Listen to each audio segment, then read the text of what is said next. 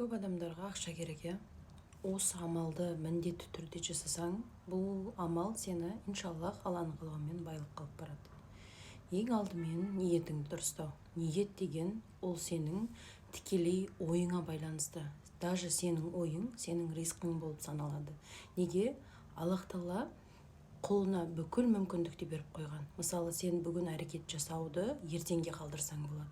Ертеңге әрекет жасауды бүгін жасап кетсең болады, қалдырмай. Яғни бұл сенің ойыңа тікелей байланысты. То есть сенің ойың сенің әрекетіңе әсер етеді. Сенің әрекеттеріңнен нәтиже аласың. Нәтижені алған кезде сенің сезімдерің, эмоцияларың рөл ойнайды. Яғни сенің ниетің баста егер мен қолымнан дым келмейді, мен әлсізбін, мен жасай алмаймын, или керісінше адамдар мені мақтау керек, мен күшті екенімді көрсету керек деген ниет болса, күшті екенімді мойындау керек, мен көрсетуім керек деген ниет болса, онда сенің әрекетің алысқа бармайды. Өйткені сен жасап жатып шаршап кетесің. Ал саған қызық емес па? Ол нәрсе Аллах Тағала өзінің қолдарына мейірімді. Ол сіз қаламағандықтан беруді қояды.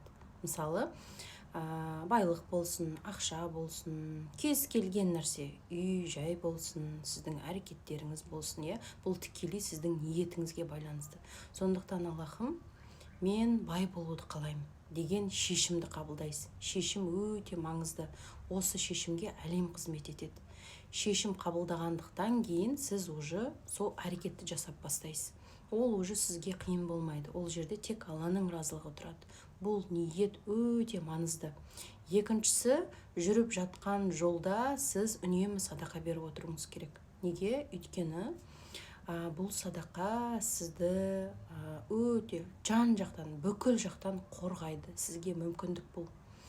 Қанша бере аласыз? Садақа дегенде тек ақшалай емес, басқа да бере алсаңыз болады. Мысалы, жақсы сөйлеу, балаларыңызға күліп сөйлеу, махаббатыңызды беру, бұның барлығы садақа болып саналады. Бұл жақсылық болып саналады. Көмектесіп жіберу, күнделікті 100 теңгеден беруді бастаңыз. Беріп болғаннан кейін, Аллахым, рахмет, мені бай қылып жатқаның үшін рахмет, барлық үшін рахмет, көрмегенімді көрсетіп жатқаның үшін рахмет, жақсылықты көрсетіп жатқаның үшін рахмет деп Аллаға рахмет айтасыз. Бұның барлығы сізді міндетті түрде 1 жылдың ішінде, мүмкін тез келеді, мүмкін 1 жыл, міндетті түрде сізді байлыққа алып баратын амалдар.